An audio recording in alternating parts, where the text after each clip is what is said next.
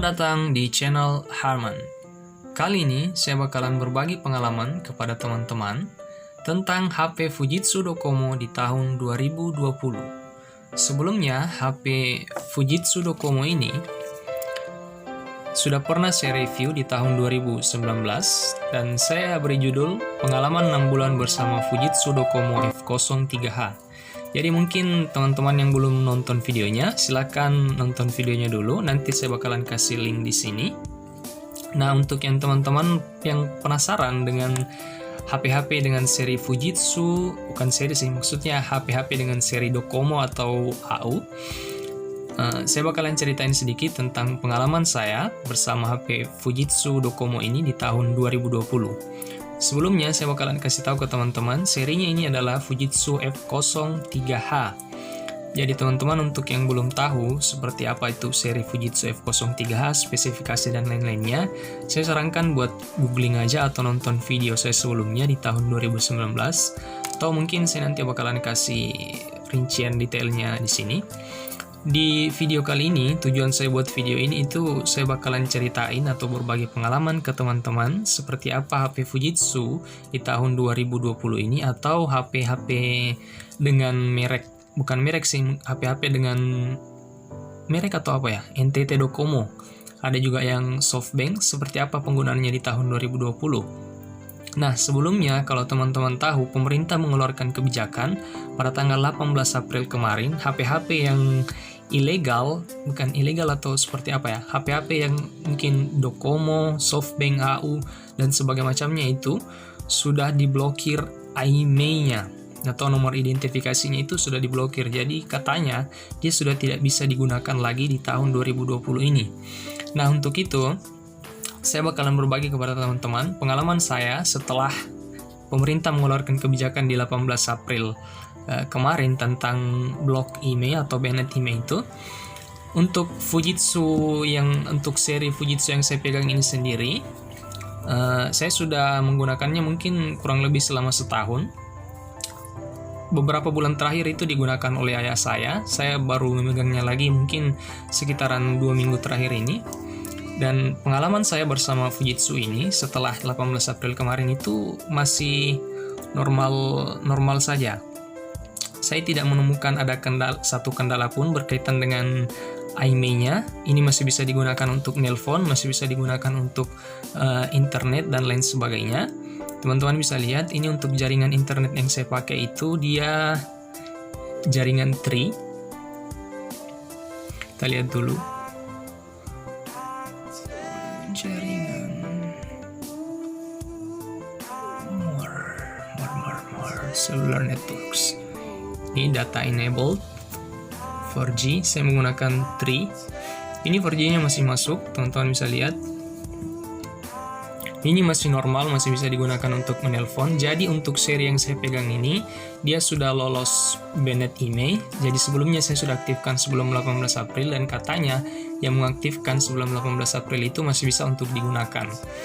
Nah, untuk Fujitsu ini saya rasa untuk penggunaannya di tahun 2020 itu masih sangat layak untuk penggunaan seperti saya.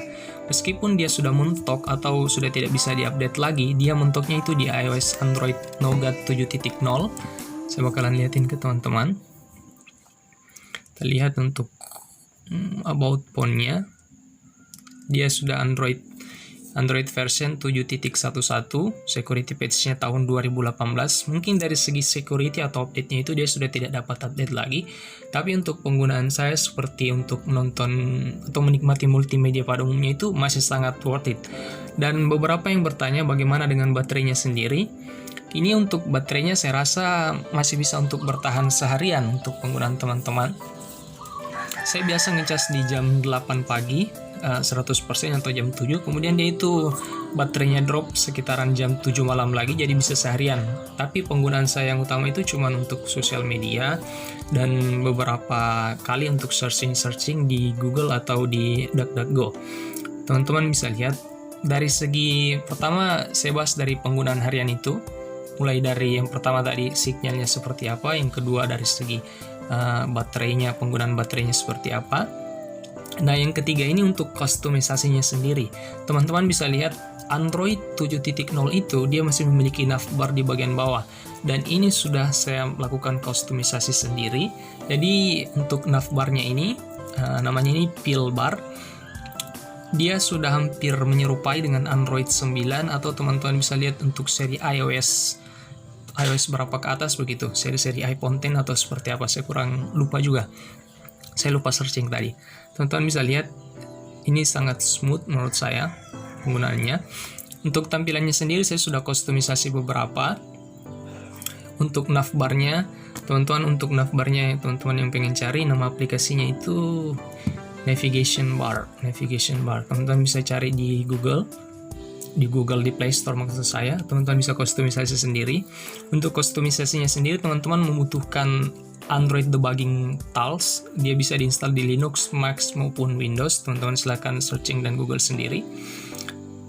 Jadi saya bahas tadi yang pertama tentang penggunaan sinyalnya itu setelah 18 April masih bisa saya gunakan, dan yang kedua tentang baterainya tadi. Untuk baterainya sendiri masih bisa saya gunakan untuk menikmati multimedia, saya rasa masih cukup untuk seharian. Dan yang ketiga ini saya mau bahas tentang kamera. Untuk kameranya sendiri teman-teman ya sudah tahu lah, beberapa kali saya bahas di video saya sebelumnya di tahun 2019. Kameranya ini tidak bisa dikatakan bagus dan tidak bisa dikatakan buruk juga, ya sedang lah atau lumayan lah menurut saya. Nah, kalau teman-teman melihat video saya sebelumnya di tahun 2019, saya banyak mengomentari atau mempermasalahkan dari bagian layar dari Fujitsu F03H ini. Untuk mengakalinya, ternyata kipernya itu kita perkecil agar tidak terlalu terlihat pixel yang pecah seperti apa. Nah, mungkin sekian dulu pembahasan saya tentang Fujitsu F03H di tahun 2020 ini. Oh ya, sampai saya lupa tadi, untuk case-nya sendiri dari segi modifikasi, teman-teman mungkin sudah banyak yang dijual case-nya di marketplace seperti Shopee, Tokopedia, atau Bukalapak. Tapi untuk teman-teman di daerah yang ingin mencarinya secara offline, teman-teman bisa modifikasi. Saya menggunakan casing Oppo Neo 7. Ini di bagian flashnya itu saya menggunakan cutter untuk memotongnya. Di bagian sampingnya juga saya potong. Untuk tombol powernya dan tombol volumenya, di bagian bawahnya juga saya kasih lubang untuk mic-nya. Jadi ini sangat mudah untuk dikustomisasi, harganya cuma 5 ribuan. Teman-teman bisa tinggal pilih, ini terlihat lebih elegan sih menurut saya. Nah, oke. Apakah HP Docomo Fujitsu ini masih bisa digunakan di tahun 2020 dan seterusnya? Menurut saya masih sangat worth it. Teman-teman bisa multimedia, teman-teman bisa melakukan panggilan, dan beberapa hal sederhana lainnya yang biasa teman-teman lakukan untuk di handphone lainnya. Untuk pengalaman gamingnya sendiri seperti apa?